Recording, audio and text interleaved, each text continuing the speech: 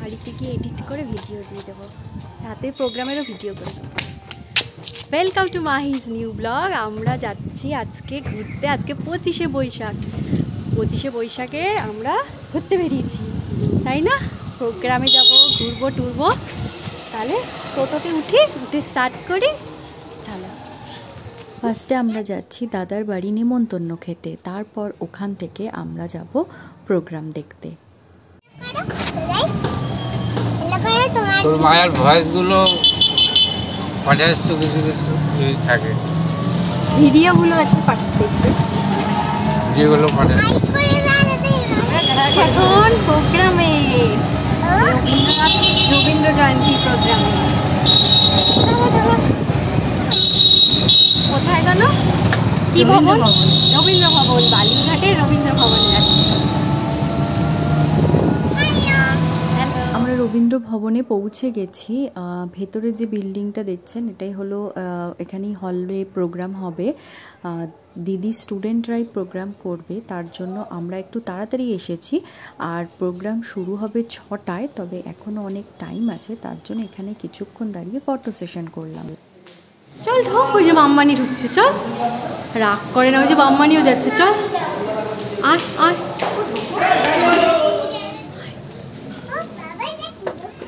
দেখ, বললাম না ভেতরে আয়।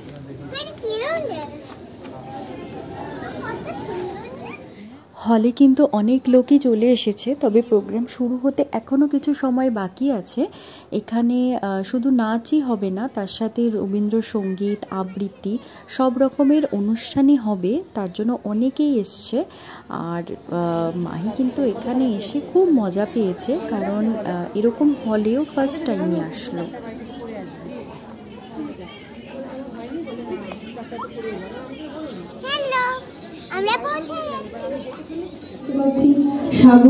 সাগরিকা গুহ, তাকে মঞ্চে ডেকে নেব।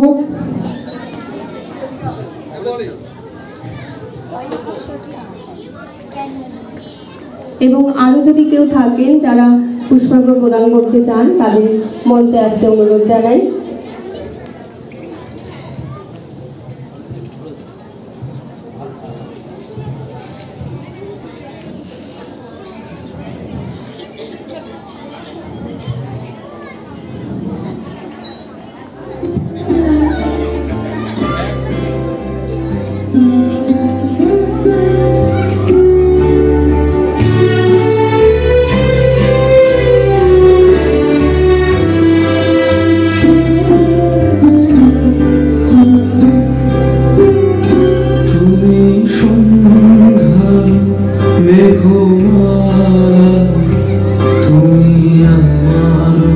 সাধের